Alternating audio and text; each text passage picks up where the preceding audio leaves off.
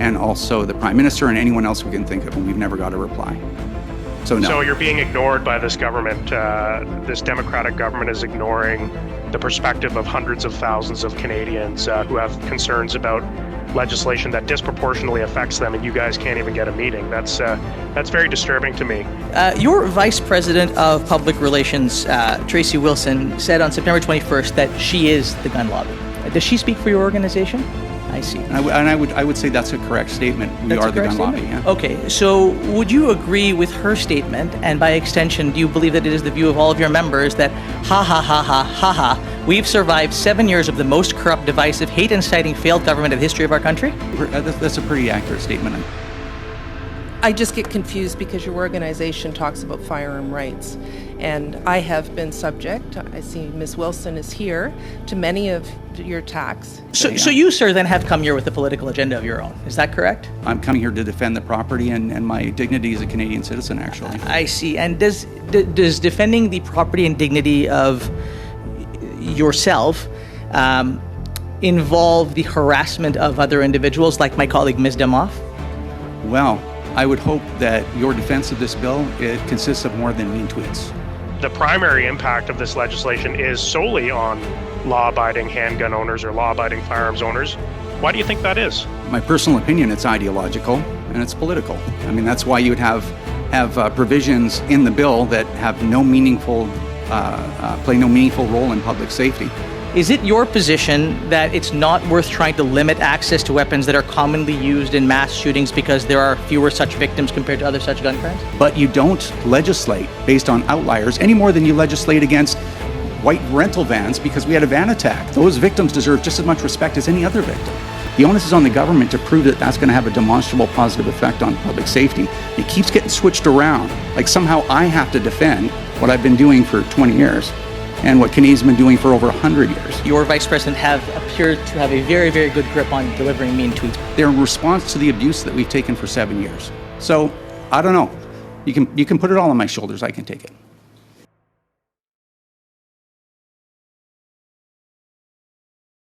So welcome to meeting number 46 of the House of Commons Standing Committee on Public Safety and National Security. We will start by acknowledging that we are meeting on the traditional unceded territory of the 𝐿┸▒ people. Today's meeting is taking place in a hybrid format pursuant to the House Order of November 25th, 2021. Members are attending in person in the room and remotely using the Zoom application. Pursuant to the order of reference of Thursday, June 23rd, 2022, the committee resumes consideration of Bill C-21, an act to amend certain acts and to make certain consequential amendments firearms. With us by video conference, we will have from the Canadian Association of Emergency Physicians, we have Dr. Atul Kapur, Emergency Physicians and co-chair of the Public Affairs Committee. And in person here with us in the room, we have for the Canadian Coalition of Firearm Rights, we have Rod Giltaca, Chief Executive Officer and Executive Director. So welcome to you all. So we will start by giving each group a opportunity to make a 5-minute opening statement. I will invite Dr. Kapur to make an opening statement. Please go ahead, 5 minutes, sir. And thank you for the invitation to appear before the committee. The Canadian Association of Emergency Physicians, of which I'm proud to be a member, is at the forefront of treating patients and families with from traumatic injuries, including firearm injuries and death. As such, we have a unique perspective on how we can work to reduce trauma of such injuries and deaths.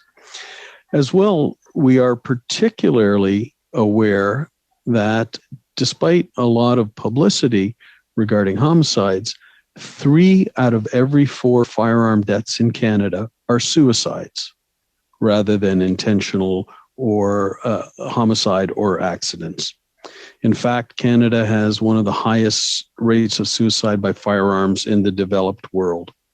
And there's strong and robust scientific evidence that having a gun in the home is associated with a higher risk of suicide.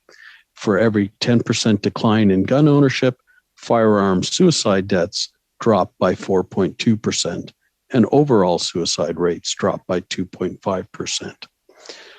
As well, availability of guns is associated with homicide, and particularly with domestic violence homicides. And we also note that of suicide deaths, the vast majority of them are impulsive, so that if you can reduce access to means with high lethality, that people will not usually switch to other means, the so-called substitution effect, and that with a means of lower lethality, that there are more chances to intervene and prevent the suicide altogether. With that, excuse me, we wish to focus in on the red flag law provisions of the bill in front of you. CAPE has called for many years for a mandatory reporting system and a red flag law in Canada. By that, we mean a medical reporting system of individuals at risk. However, we have concerns that in its present form, the language in the bill will have very limited effectiveness, principally because the law will require an application to a court to have firearms removed from a home or an individual's possession. We continue to maintain that this is far from the timely responsiveness that is required in our view, where we as emergency physicians must be able to report the incident or a person at higher risk to the police directly in order to protect the individual and their friends and families. When minutes and hours count, days or weeks to act is indefensible. This applies to patients who are at high risk of suicidality, but do not reach the level where they would need to be admitted to hospital. Also applies to patients with a history of dementia and impulsive behavior, or in particularly to patients we identify at risk of domestic violence or interpersonal violence, placing the onus on them or on victims of interpersonal violence, on a family member of a depressed person or a demented parent, is largely unworkable and an unwelcome hindrance to getting the guns temporarily out of the home of those in crisis. To come back to the point regarding our concerns regarding the red flag law provisions that are there currently in this bill, the requirement to go to court provides is a significant roadblock to the effectiveness of this part of the legislation, and it would need to be combined, we feel, with the allowance for physicians, particularly emergency physicians, to report issues of concern of higher risk to police so that intervention can occur in a timely manner. There is one example of a red flag law in Canada already. That's Anastasia's law in Quebec. It has also been rendered less effective because of the lack of resources that have been provided in order to support its use and to educate the public and physicians on how to use it appropriately. So we would also call for adequate resources in terms of knowledge dissemination, education, and the ability for proper response to occur once a situation has been reported. And finally, as emergency physicians, we continue our call that we've been making for many years for appropriate research and resources for research and database and gathering so that we can have more accurate information and scientific evidence on which to make further policy decisions. So I believe That was my 5 minutes, Chair. I appreciate your time. Mr. Giltaca, welcome, and please go ahead, 5 minutes. Thanks. Members of the committee, I'd like to thank you for this opportunity to chat with you. I really appreciate it, and Mr. Chairman. So concerning Bill C-21, I guess we can just jump right into it. There are some provisions in this bill, or at least maybe the motivation behind them, that our group can support. And the reason I say that is because we want a safer Canada too. In fact, I might add that we share a lot of the same safety concerns as a lot of the individuals and groups that you've heard in this committee so far as well. So, for example, we support revoking the license of those who are guilty of domestic violence or those who are subject to a protection order. Granted that the order was proven and justified. That's really important. Obviously, we don't want innocent people being caught up in a new system like that. And we support those kinds of things because they just make sense. We obviously don't want the wrong people being able to legally buy guns. Although, in my experience, that and a lot more already happens. Currently, anyone can contact the police at any time if they have a safety concern involving firearms. It's taken very seriously, and the police have the legal ability to search and seize almost anything, depending on the level of concern they have for public safety. So that, you've heard that before, so you're not hearing it from me for the first time. There are other provisions in the bill that, of course, are absurd. I think most people realize that already. There's a new charge for modifying a cartridge magazine. It's already a very serious criminal offense to be in possession of a cartridge magazine that can contain more than the prescribed number of rounds. And the possession offense is the only one you could ever really prove anyway, unless you caught someone with a prohibited cartridge magazine in one hand and a file or a drill bit in the other. So it's you know, plus you can 3D print magazines. So it really doesn't serve any practical public safety purpose, that provision. Another example, unfortunately, is raising the maximum penalty for firearm trafficking from 10 to 14 years. I'm not aware of anyone ever that got 10 years for firearms trafficking. I'm not, and I don't know that because I haven't sat on can leave for days on end, but I have never heard of that. But I've heard a lot of the contrary, and you guys have heard that as well, I think, from law enforcement professionals. So, yeah, so that measure ends up being a little bit meaningless too. So when I look at those two measures, it just says to me that these are opportunities for tough on crime talking points, and I just don't think there's a place in legislation for that kind of stuff, right? So it's a bit of a concern. Now, of course, we're most concerned about the handgun ban. And I understand the limitations of this committee process, why we're here, but I will just offer a little bit of perspective, and we can talk about the provision after that. I guess saying it simply, the handgun ban is unjustified.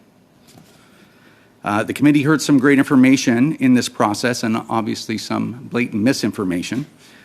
You've heard from numerous active duty law enforcement personnel that the ban on handguns from licensed individuals will have no meaningful benefit to public safety. Here's a quote from the Canadian Association of Chiefs of Police, and I quote, "We believe that a handgun freeze is one method of reducing access to these types of firearms while allowing existing law-abiding handgun owners to practice their sport." Fair enough.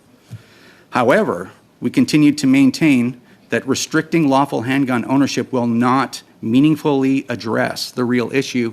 And they go on to say, talk about gangs and other criminal activity, right from the Association of Chiefs of Police. You've heard numerous retired members of law enforcement say essentially the same thing. You've heard from an exceptional criminal defense lawyer that the handgun ban won't change the behavior of criminals or their level of access they have to illegal firearms. You've heard from sports shooting organizations that the ban will hurt them in the short term and extinct them in the medium term. You've heard from gun owners that their property will be taken from them by no fault of their own whatsoever, and that their identity and their culture is repugnant and there's no place in Canada for them. Now, I'd suggest that law-abiding licensed firearm owners are deserving of respect and they're just as entitled to their place in Canada as anyone else, as outrageous as that might sound.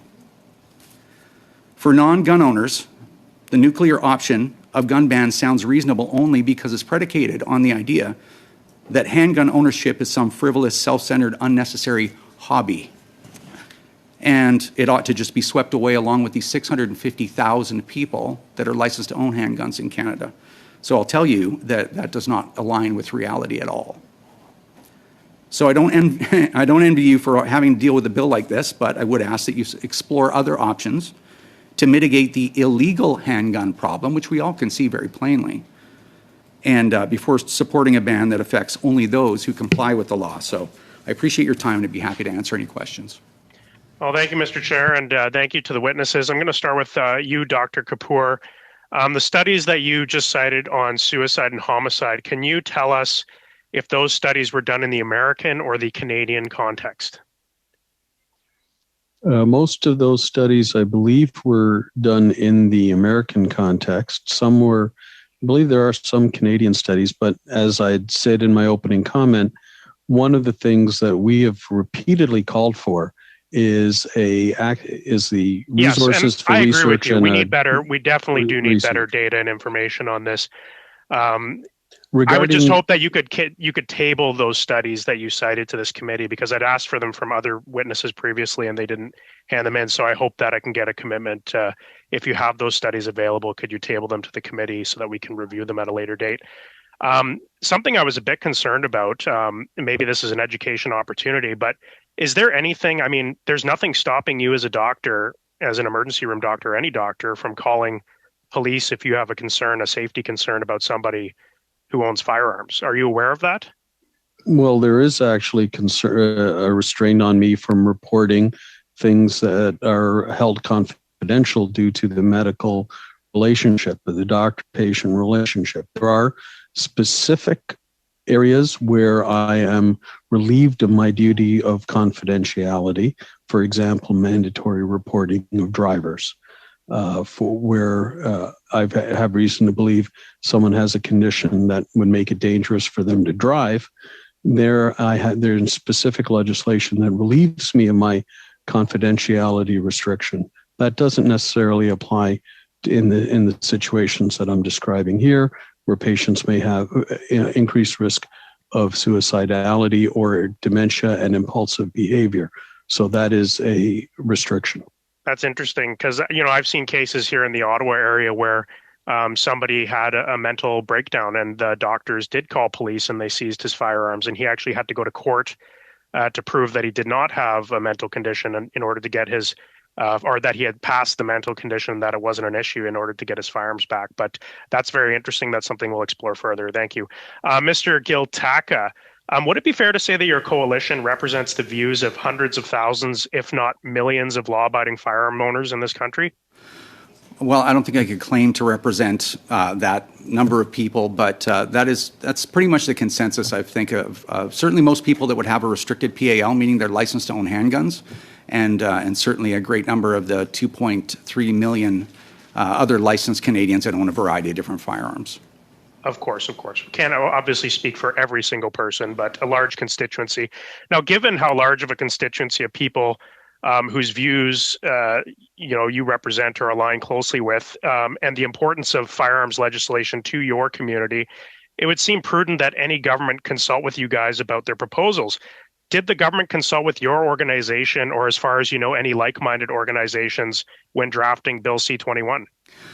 They haven't. We've been asking for a meeting with both ministers of public safety back in the Bill Blair days, and also the Prime Minister and anyone else we can think of, and we've never got a reply. So no. So you're being ignored by this government. This Democratic government is ignoring the perspective of hundreds of thousands of Canadians who have concerns about legislation that disproportionately affects them, and you guys can't even get a meeting. That's very disturbing to me.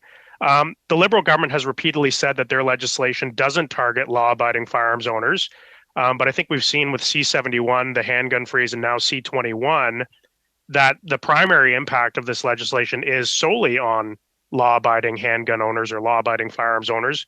Why do you think that is?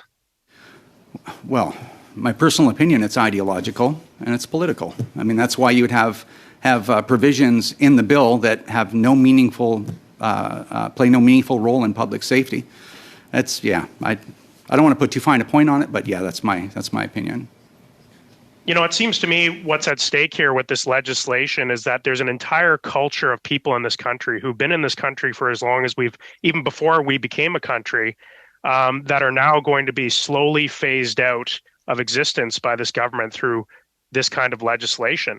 It seems like they're phasing out law-abiding firearms owners, particularly handgun owners, but there's no evidence. Is there any evidence that this legislation will do anything to phase out the real problem, which is violent criminals? Not that I'm aware of. I know that the government has had an opportunity in these hearings to provide evidence, and I haven't seen anything at all compelling so far, but that's not for me to judge. Do you think it's kind of disturbing that it appears like, an entire group of law-abiding people, a culture, we've seen the mounted sport shooters, we've seen 𝐼PSC, we've seen Olympic sport shooters who've come to this committee. We've seen Indigenous people who earlier today said they weren't consulted, and said that this could potentially threaten their way of life and their treaty rights. Do you think it's kind of, concerning that this government hasn't really consulted with any of these groups, and that this legislation seems to disproportionately impact them and have an impact only on them and not on violent criminals? Well, we're used to it. This has been going on for 7 years, and it is very disappointing, and it's very divisive to have firearm-related violence laid at your feet, and have your life and your choices be viewed as repugnant, as I mentioned in my opening statement. It's very difficult, and it's difficult for literally hundreds of thousands of Canadians to feel like they're a part of anything now, because they're being blamed for something they have no part to play in. Yeah, it's difficult. Thank you, Mr. Lloyd. Thank you very much to the witnesses. And I'd like to start, Mr. Giltaca. You began by saying that you don't feel as though the government has paid much attention to you and to your views. So I'd like to change that now and pay some attention to you. You said that you speak for the vast majority of gun owners in this country. Is that true? Is that correct? No, that's not what I said. You don't speak for the vast majority of gun owners. So who do you speak for? I understand you just told Mr. Lloyd that you do. So do you speak for hundreds of thousands? That's not what I said. We could play it back. So who do you speak for? I speak for, I'd say, if I were to guess, I would speak directly for maybe 100 or 200,000 people. Do you speak for? That's a goodly sum of people. Do you do you believe that they all share your organization's views? I don't think in our community people are very independently minded, and I don't think anyone shares all of each other's views. I see. No. Okay. Your Vice President of Public Relations, Tracy Wilson, said on September 21st that she is the gun lobby. Does she speak for your organization? I would say so. Yeah. I see. And I would say that's a correct statement. We are the gun lobby. Yeah. Okay. So would you agree with her statement, and by extension, do you believe that it is the view of all of your members that we've survived 7 years of the most corrupt, divisive, hate-inciting, failed government in the history of our country? Do you feel that's a pretty accurate statement, I'd say. So you, sir, then have come here with a political agenda of your own. Is that correct? I'm coming here to defend the property and my dignity as a Canadian citizen, actually. I see. And does defending the property and dignity of yourself involve the harassment of other individuals, like my colleague, Ms. Damoff? Well, I would hope that your defense of this bill, it consists of more than mean tweets. Well, with respect to your organization and your vice president have appeared to have a very, very good grip on delivering mean tweets, but that's not why we're here. So let's to the abuse that we've taken for 7 years. I see. I'm sorry that you see the defense of saving lives as somehow abusive, but here we are. Let's talk a little bit about some of the things that you have said. Sure. You have said that mass shootings in Canada, which include Polytechnique, Concordia, Dawson, Moncton, Fredericton, Edmonton, Vernon, Quebec, Mosque, Penticton, Bucks Falls, and Nova Scotia, are just a small number of anomalies and outliers, and that you don't legislate to prevent such tragedies unless you're an irrational zealot. Is it your position that it's not worth trying to limit access to weapons that are commonly used in mass shootings because there are fewer such victims compared to other such gun crimes? Well, it's my position that those are outlier events, considering, depending on how you define mass shooting, there's anywhere from 7 to 15 of those in the last 60 years in Canada. So they happen very infrequently, and they're terrible. No one's ever said that they weren't awful. Absolutely. But you don't legislate based on outliers any more than you legislate against white rental vans because we had a van attack. Those victims deserve just as much respect as any other victim. So that's just not how guns are the only topic where we act like this. With the greatest of respect, when you talk about defending life, you talk about outliers. You don't talk about suicide in homes where guns do end up killing people. Do you think that it is reasonable when you look at the outlier incidences of whether it's suicide, whether it is criminal acts, that we should be doing everything we can to take away the tools that are causing those injuries or those deaths? Our firearm suicides account for 14 to 16% of overall suicides in Canada. There's 4,000 and you don't think suicides a that's year too and many? around. You don't think that's Yeah, too many? one suicide's too many. But So there shouldn't are we be already doing everything we can to prevent those suicides? we are doing an incredible. We have some of the toughest gun control laws on planet Earth. On So- planet Earth. And do you support those tough gun control laws? I support any law that has a demonstrable positive effect on public safety. And so if the police were to come before this committee, as they have, including the Canadian Association of Chiefs of Police, who came before this committee, as well as other law enforcement, and said that they believe that limiting firearms in homes would prevent suicides, would you agree with them? We do limit firearms in homes. They said that further limiting through this bill firearms in homes would further prevent suicides. Are you saying they're wrong? Well, I can't speak for the Association of Chiefs of Police. They've given you their opinion, and Okay. I've given you mine. But do you disagree with their opinion? I don't know. I'd have to think about it a little bit more.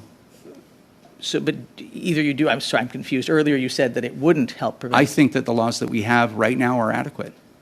Firearms can be removed from anyone's home on a moment's notice if there's a safety concern. But I'm not sure how we can get. How quickly, I'm not sure how we can get any better than that without banning guns. Well, listen, I mean, that's an interesting You're suggestion, advocating sir. for the nuclear option right out of the gate. You won't even try anything else. I don't think it's the nuclear option, sir, when the law enforcement are coming before this committee and saying that fewer guns in homes will mean fewer people die. So what else did they say? Well, you're welcome to go back and listen to their testimony, I where did. they also said, sir, that the number of firearms that are available to people the fewer firearms there are, the fewer likely instances of crime they're going to see. So, I mean, unless we all want to disagree with law enforcement, unless we want to say that the cops who are trying to keep our streets safe are wrong, sir, I think you and your organization may wish to reconsider your position on whether or not having fewer firearms is actually a good thing for this purported goal that you have of keeping Canada safer. And with the greatest of respect, sir, I think that in order to build legitimacy for one's cause, it would be helpful, as others have done before this committee, who have come to this committee with differing views than us, who have had the ability to do so and to engage in ways that did not actually involve harassing members of this committee, sir, I think we would be much more interested in hearing your views. But I have to tell you, the fact that you have chosen to come here and have done it on the pretext of the types of text message, the types of tweets, the types of videos that have been put out seeking to harm people who are trying to keep this country safe is really disappointing. Thank you. Thank you, Mr. Noormohamed. I'll give the witness a chance to respond if you wish. I'm glad you got that off your chest. So when we entered the arena, I reached out to the Doctors for Protection from Guns, to 𝐵𝐴, to all these groups and said, hey, our interests actually align. Why don't we work together? And you know what I got? I'm pro-murder. I'm a misogynist. I'm a racist. So much so that those words don't mean what they're supposed to mean anymore. That's how the other side engages. And when we send mean tweets, apparently, it's the end of the world, mean tweets, they're in response to the abuse that we've taken for 7 years. So, I don't know. You can put it all on my shoulders. I can take it. I'd like to see the tension reduced a little bit here. I'd like to speak to Dr. Kapur. Thank you for being here tonight and giving us some of your precious time to testimony. I'm sorry for the interruptions that you had earlier. You're used to it as an ER doctor, you said. But you talked about the suicide rate that is quite high compared to in other countries. And you talked about the reporting system for people who are at risk and that the bill could have a very limited effect. Rather than asking the court to withdraw licenses, doctors should be able to report this to the police themselves. So I'm asking you a question. I'm not aware of the answer. I know that in Quebec there's the Anesthesia Act that was adopted in 2008, and that allows any person who's working in a hospital center who has reasonable grounds to believe that a person is likely to compromise their security or safety or others for themselves or someone else can contact police authorities. So is that the case in other provinces to your knowledge, or is it only the case in Quebec?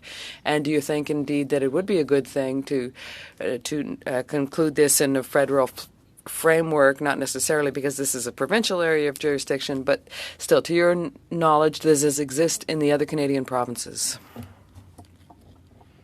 Thank you. I will need to respond in English. The anesthesias law is groundbreaking in Canada, and Quebec should be congratulated for bringing it forward.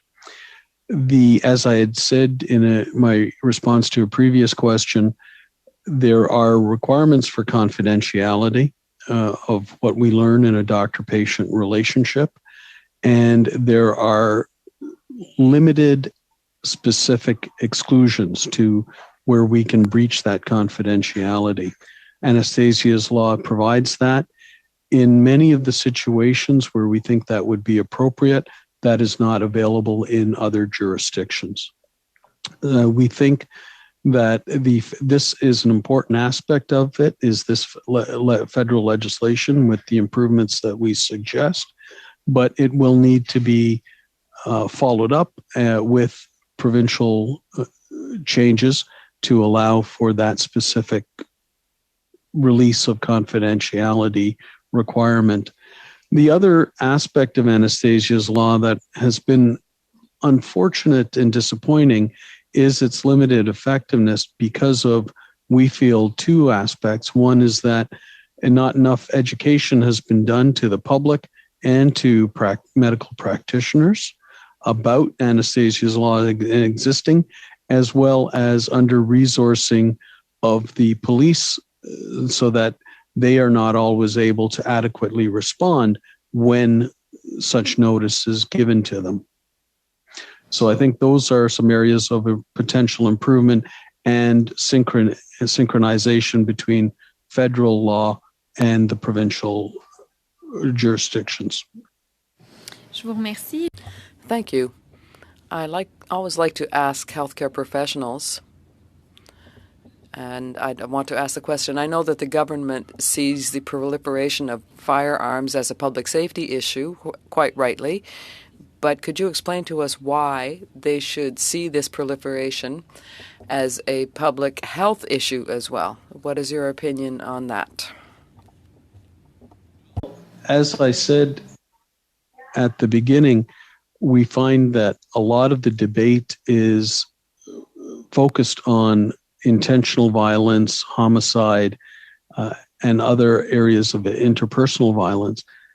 But the true fact is that 3 out of 4 firearm deaths in Canada are suicides. And therefore, that there's a great way for us to intervene and prevent access to such a lethal means of completing suicides. So we think that there is still progress to be had. There have been studies that shown that previous legislation has had beneficial effects on reducing the firearm suicide rates. We believe there's more progress that we can have and further improve those statistics. We still have some of the highest firearm suicide rates in the developed world, so there is further room for us to improve. Thank you very much. I'd like to come back quickly to what Mr. Giltaca said. I find it curious that you said that you contacted organizations like Police se souvient because you'd have interests in common, but I also saw tweets in which you were quite aggressive towards them.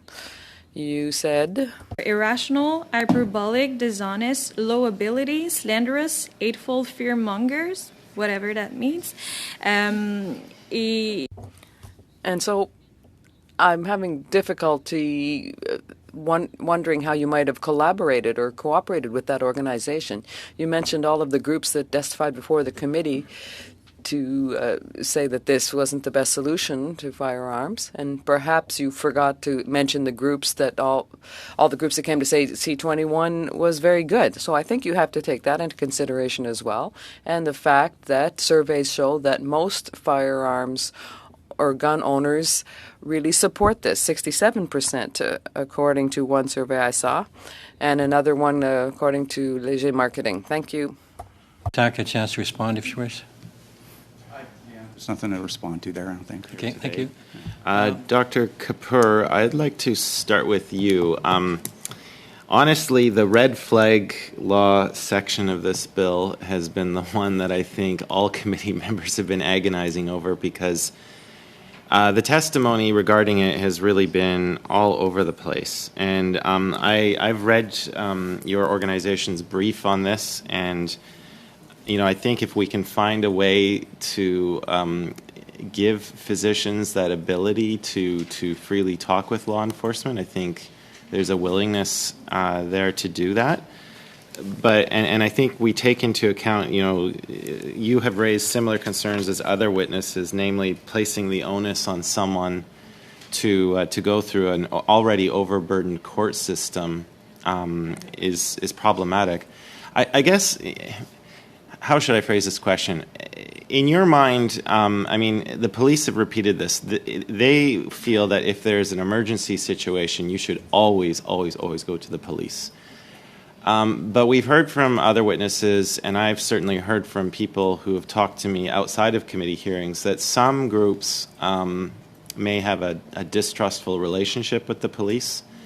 And so in your mind, would having this alternative route through the courts still serve a purpose in some situations, as long as it's clearly understood that it's not to be a first resort, but you should always go to the police first? And I just want to hear some of your thoughts on that. It's taking me a bit outside of my area of expertise. I'm looking at this as an emergency physician and contemplating a situation where I see a patient in front of me who is having suicidal ideation, who has dementia and impulsiveness, or who may be a victim of interpersonal violence. And in those situations, we are saying that we as the physicians can be the reporting person. So that takes away some of those roadblocks for family members or victims to make those reports. And that it's similar to what we are called upon to do with people who are at risk of having a license to drive. And so in those situations, it's not the individual, but the emergency physician or perhaps family doctor who would be making that report. So that would hopefully take away some of those barriers. Whether the court is there as a court of last resort it doesn't really affect that kind of situation. I'm not sure I have a specific answer for you on whether keeping the court there as a possibility is helpful or a hindrance. We are saying that we need to have a more timely mechanism to help make this provision of the Act actually fulfill its goal. Okay, I appreciate that. Thank you. That was a helpful answer. Mr. Giltaca, I'd like to turn to you. It's nice to meet the head of the organization who is tagging me on a lot of Instagram posts, so welcome to the committee. I know, I understand. So you, in your opening statement, you did reference the Canadian Association of Chiefs of Police, and I found their time at this committee very valuable, as I have in all of their appearances. I think Chief Evan Bray does a credit to the service. But when you took the time to quote their stance, they did say, we believe that a handgun freeze is one method of reducing access. So you have to acknowledge that they, in a way, are supporting a handgun freeze. And I know they put it into perspective by also saying allowing existing law-abiding handgun owners to practice their sport. So, sir, my question to you is, most of the people in my riding of Couch and Malahat Langford are long gun owners, and they use those long guns for a demonstrated purpose, either around the farm to go hunting. There's a demonstrated need for a long gun. With a handgun, it's kind of harder to make the argument. They are, by their very nature, more dangerous. They're easily concealable. Some of them can discharge a high number of bullets in a very short period of time. So I think I'm asking you, sir, if we're to try and find some way to honor what the CACP is trying to do, what restrictions are you prepared to accept as an organization to both respect a handgun freeze, but to also allow sports shooters to continue the sport? There has to be, you have to meet the CACP halfway in this. Well, I think that gun owners have lived under progressively more and more gun control over the last 30 years. And handguns in particular, while any restricted firearm is some of the most highly regulated, strictly regulated property that a civilian can have. There are a myriad of regulations, storage regulations, transport regulations, handling. You can only shoot them at an approved shooting range. When you transport them there, they have to be unloaded, secure locking device on the firearm in a locked case, and you have to go straight there. If you deviate from that route, it's a criminal offense, punishable by criminal sanctions, not a fine. It's not a regulatory offense. And they're very, very we're all strictly very familiar with those rules. But I'm asking you, what are you prepared to accept as further restrictions? Because the CACP did say that a national handgun freeze is one method of reducing access to these. Well, I think that police in general want anything dangerous out of the hands of anyone. I mean, they're supportive of banning airsoft. They're supportive of banning toys, okay, because they look like real guns. And I get that. They're always going to err on the side of officer safety and public safety under any circumstances. But I think in our society, we need to be able to have property. We need to be able to have things, right? Motor vehicles are incredibly dangerous, far more dangerous than firearms are.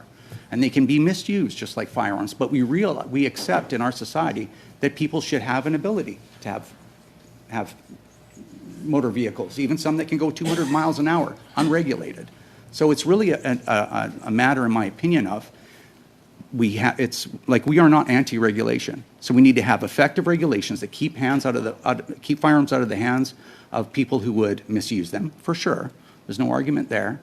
And find a way for us to continue to own our property as long as we do it responsibly. And when someone colors outside the lines, yeah, come down on them, take their things, no problem.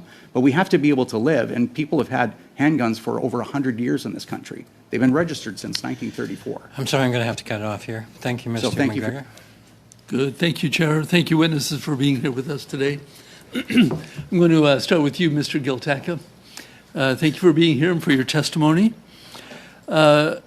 You were asked earlier whether you agreed with the proposition that every gun added into our community brings our community closer to danger. But I would challenge that the premise of that question, that all gun owners are the same. When I came onto this committee, I decided to take the PAL course just to see what it was like. And I was successful. I do now have my PAL license. But I was very impressed with how safety conscious people in this community are. Maybe you could just elaborate on that. Well, I teach the PAL course, and I've run 3,500 people through that course. And I did it a long time.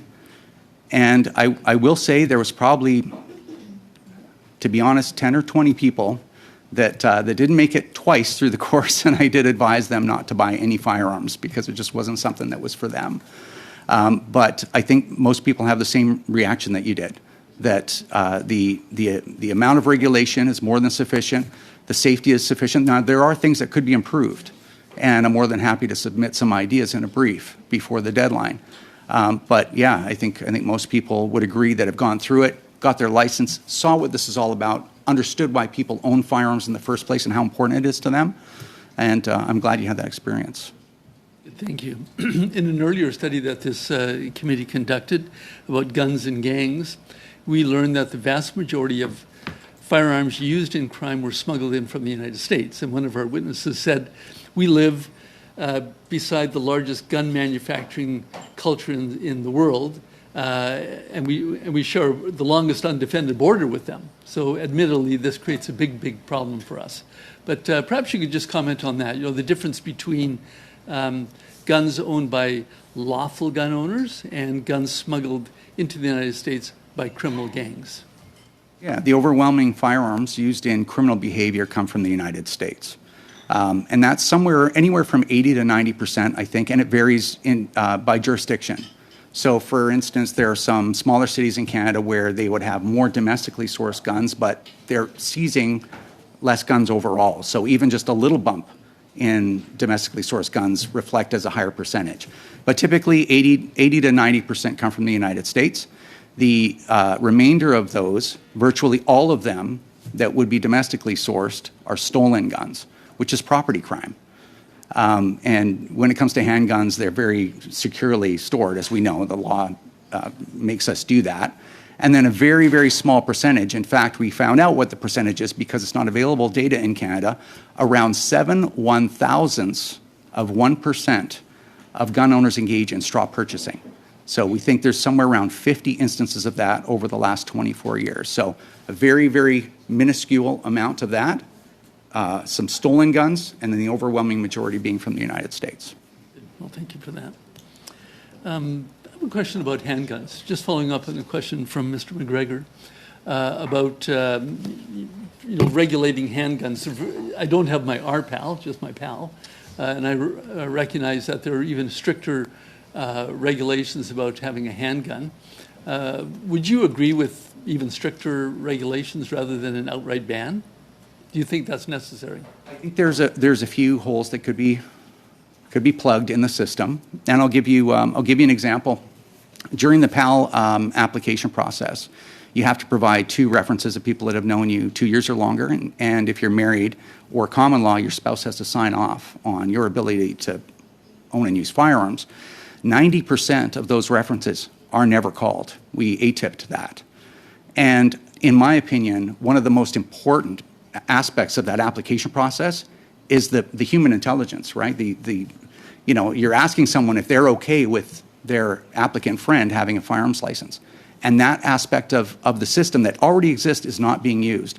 So that's a really great example of we could call 100% of all applicant references for probably $2 or $4 million a year, but we won't do that. We won't even use that and see if that works.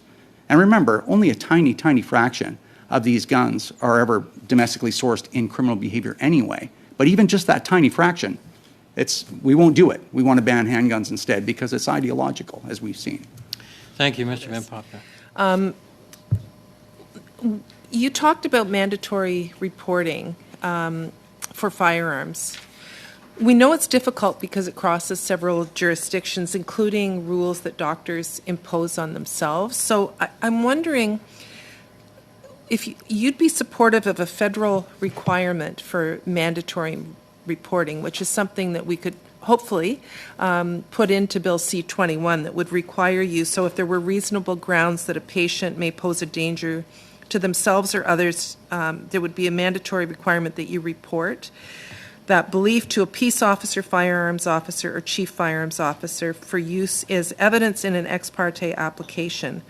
My question, though, is would that amendment hold up, given that health professionals are regulated by provincial colleges and also open you up for civil and regulatory actions? I'm just curious what your take on that would be.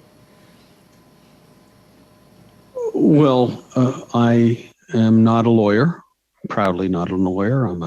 But I would say that I think the ideal situation would be to have a framework where the federal government and the various provinces work together on allowing this system to happen. We have similar examples with mandatory reporting of gunshot wounds, which is the law in 9 provinces, I believe, and 1 territory. That relieves physicians of their responsibility to protect confidentiality, and also, as I understand it, relieves us of the risk of civil liability, saying that as a non-lawyer. So I believe that it is possible to do it. In the case of gunshot wound reporting, it occurred organically. It started in Ontario, and it was such a good idea that it was widely accepted and spread across the country. I believe that the federal government could easily set up a template and could work with the provinces and territories to allow for appropriate legislation in the various provinces and territories that would remove the requirement for the College of Physicians and Surgeons, the regulator, to make that decision themselves as legislation overrules the rules of the College and Physicians and Surgeons. But I think it needs to occur together. Okay, thank you. Thank you very much, Doctor. Mr. Giltaca, two of your policies that you have are self-defense with a firearm and also concealed or open carry. They're on your website. Do you think that Canadians support those policies? Well, I think some do. The reason why those are on our website is for gun owners to know where we stand on different issues, but we've never actively lobbied for either of those things. We're quite a ways away from there. But they We're are facing a gun policies ban. of your organization. Yeah, absolutely though. they are, yes. And you know that you don't have a right to a firearm in Canada, correct? So the Supreme Court has said something to that effect. Yeah, that's right. I just get confused because your organization talks about firearm rights. And I have been subject, I see Ms. Wilson is here, to many of your attacks and attacks from your membership who have wished me to go kill myself was the most recent one. I didn't know KYS meant that, but he's... I don't know what that means either. I had to look it up. Yeah. Well, I'm sorry that's happened to you. Same things happen to me, too. I'll tell you, sir, that after you've appeared today and Ms. Wilson tweets about me, I am going to be bombarded, and I have been for years with your attacks. But I do want to thank you because you came to my riding in 2019 and in 2021 with your Canadian NRA talking points, and I want to thank you for getting me reelected. So I will leave it at that and move back to Dr. Kapur. No, I won't, because I have 15 seconds left, Chair. Did you wish to respond? Yes, I do. We've never been in your riding spreading anything to do with firearm stuff. We did... we 2019 in a bus. Tracy that Wilson, one, yeah. Yes, you know what? did. You're right. Yeah. No, I know I am. You're right. And you were there twice in 2021. It was a fun project, yeah. Yeah, no, you've been to my riding 3 times. Okay, thank you all. Mr. Giltaca, in an article in Le Droit in 2022, said that the provisions in C-21, before they were all well known, your coalition said they were ready to oppose arbitrary, ineffective dispositions or provisions, rather. And so we can understand that you are against banning guns in general. Perhaps you don't really believe in that. But it's quite curious that across the border in the U.S., we're seeing a debate that is really the contrary, that people are asking more for tightening gun laws. And in May of last year, guns were the main cause of death among young Americans, more than even traffic accidents. There have been a higher level of suicide with guns as well. So this bill would allow us to avoid tragedies that the Americans are suffering repeatedly. And I know we've had some tragedies at home here, but it's really something in the U.S. So what do you think of all that? The situation when it comes to firearms, why you can own firearms, how they're obtained, everything is completely different in the United States than it is in Canada. The United States has virtually no firearm regulation to speak of in comparison to Canada. And in fact, if you look at the anti-gun groups in the United States, all of them are asking for what we have in Canada right now. That's what they have no licensing, they have no storage regulation, they have nothing there. So it's, and I encounter this all the time, people using studies from the United States, anecdotes from the United States. It does not apply. We've had gun control here for 30 years, since the early 90s. So it's, we have a very strict regime in Canada. Licensed gun owners abide by it or they have their guns taken away. And I think most people just want to continue to live their lives without this government intervention. That's why. Hopefully that helped. Thank you.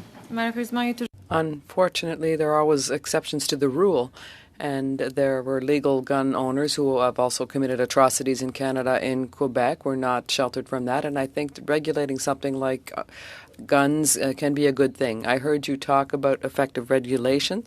Can you give us, thank you, very quick, what would be an effective regulation for you here in Canada?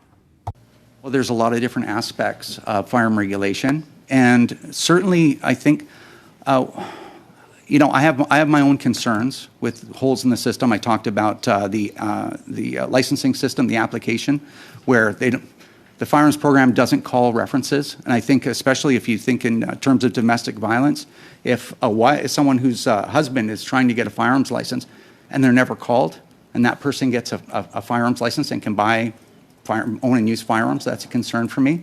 So we're more than happy to work with anyone to get rid of some of those loopholes and make sure that the system is as tight as it possibly can be while allowing people just to own their property and continue to live their lives. That's all we're really after. Thank you.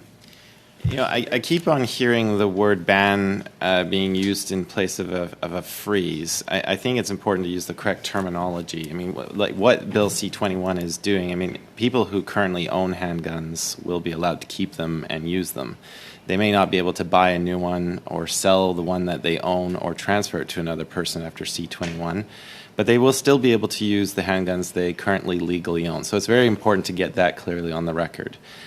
Secondly, you know, for the vast majority of people like who are out there using long guns, C-21 is not going to impact them.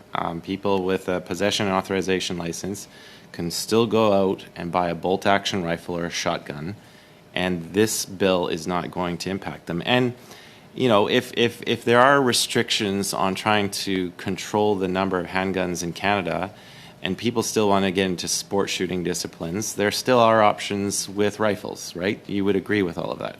Well, but there are options for people to engage in sport shooting with rifles, right? Yeah, I agree. So again, Mr. Giltaca, I have to put it to you, it's handguns specifically that are on the spot right now. There are major concerns with them. We've heard it at this committee. And so again, you know, I think the onus is on you. Like what further restrictions? Like right now, if you look at the exceptions that are put into the law, you know, they do allow for people who are training, competing, or coaching in a handgun shooting discipline that is on the Olympic Committee or Paralympic Committee. You know, what further restrictions do you think handgun owners or your organization would be able to accept if we're trying to meet this goal of putting a freeze on the number of handguns in circulation? Well, and to be able to continue doing their sport shooting. So the reason why I call it a ban is because when I die, the RCMP are going to come and they're going to confiscate all my firearms, all my handguns, and of course my semi-auto rifles that were banned in May 2020. So a lot of long guns went, probably 500,000 long guns are sitting in safes. People just can't use them. No one can tell us exactly why all those people who haven't done anything to deserve it can't use them, but it was politically expedient, I guess, at the time. So this is a ban. They're trying to extinct people like me because obviously we're terrible. So as far as... You have other rifles which are untouched by the OIC or... Yeah, well, I'm running out of firearms because I lost all the semi-autos, now the handguns. But come on, Mr. Giltaca, I mean, there's lots of firearms you could still purchase with your pal. And what happens when these ones and the handguns are gone? Then it's going to be the same conversation. Well, you still have 2 rifles left. You can certainly use those. It's just the onus isn't on me. And just to be fair, the onus isn't on me to prove why I should still own guns. The onus is on the government to prove that that's going to have a demonstrable positive effect on public safety. It keeps getting switched around. Like somehow I have to defend what I've been doing for 20 years and what Canadians have been doing for over 100 years. Now the onus is on us. Well, the government has all the data. They have everything. They should be able to show us that have we seen any data that this will have a demonstrable positive effect on public safety? I've watched every hearing. I haven't seen any yet. I've seen lots of rhetoric. You know, we've had all kinds of interesting things happen tonight, but I haven't seen any real data. It's just like, well, you know, you don't really need them anyway. And I have to disagree. There's 2 million people that own firearms and 650,000 licensed to own handguns, and we haven't done anything. Gonna have to cut you off there. Sorry. That brings this round of questions, or this panel, to a close. I thank both witnesses for appearing and helping us with our inquiries. Your expertise, your experience is helpful. And with that.